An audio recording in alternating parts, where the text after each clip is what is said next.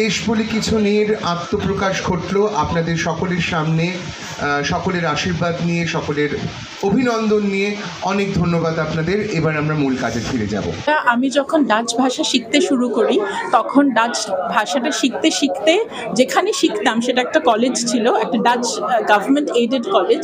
সেখানে প্রচুর শরণার্থী পৃথিবীর বিভিন্ন জায়গা থেকে আসতো এবং এসে ওখানে ডাচ ভাষা শিখতো আমার সঙ্গে।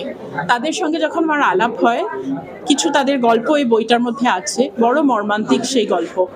সেই গল্পগুলো জানার পর থেকেই মনে হয়েছিল যে এদের কথা লেখা উচিত, কারণ এদের কথা সত্যি শোনার কেউ নেই। তারপরে বেশ অনেক দিন বাদে যখন আমি মিনিস্ট্রি অফ ডিফেন্সে ইংরেজি পড়ানো শুরু করলাম, তখন ইউক্রেনের যুদ্ধ শুরু হলো তার কয়েক বছর বাদে 2024 সালে।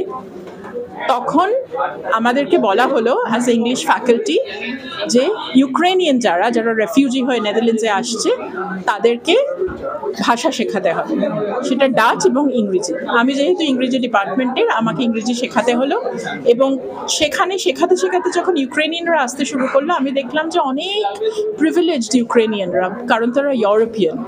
এই যে একটা আফ্রিকান রেফিউজি আর একজন ইউরোপিয়ান রেফিউজি, এদের মধ্যে যে বিভেদটা, এটা আমাকে ভীষণভাবে নাড়া দিয়ে গেছিল এবং আমার মনে হয়েছিল যে এই পুরো জিনিসটা নিয়ে কাজ করা উচিত। তারপরেই আমি মিনিস্ট্রি অফ ডিফেন্সে জানাই, কথা বলি, আমার রিসার্চ গ্রান্টটা অ্যাকসেপ্টেড হয় এবং আমি রিসার্চটা শুরু করি 2023 সালে। 2 বছর ধরে কাজ করেছি। অ্যান্ড প্রথমে লিখি ইংরেজিতে, যেহেতু সেটা নেদারল্যান্ডসে বেরোবে। তারপরে যেটা বললাম যে ওদের দেশ বলে কিছু নেই, কিন্তু আমার তো একটা দেশ আছে, আমার এই সবাই মানুষ, আমার ভাষা, আমার শহর, এই সব কিছু মিলিয়ে আমার দেশ, আমার নস্টালজিয়া। তো তখন মনে হলো যে বইটা বাংলাতে বের করাটা খুব জরুরি, কারণ বাংলাতেও ঠিক একই জিনিস হয়ে চলেছে, যেটা আমরা কিন্তু এই ব্লেসড পিপল হিসাবে আমরা ভীষণভাবে ইগনোর করে চলি। অ্যাজ ইন্টেলেকচুয়ালসও খুব ইগনোর করি, খুব একটা পাত্তা দিই না, কারণ ওদের কথা খুব একটা জানার প্রয়োজন মনে হয় না আমাদের।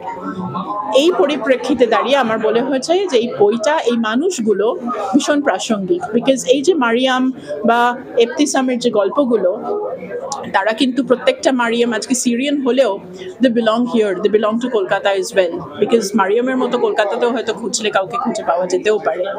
সেই জন্য আমার মনে হয়েছে যেটা ভীষণ প্রাসঙ্গিক।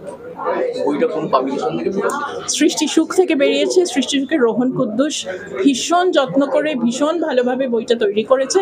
আমরা দুজনে রাতের পর রাত জেগে এডিট করেছি এবং finally I am so happy যে সুন্দর একটা প্রচ্ছদ করে বইটা বেরিয়েছে এবং I am really grateful to him.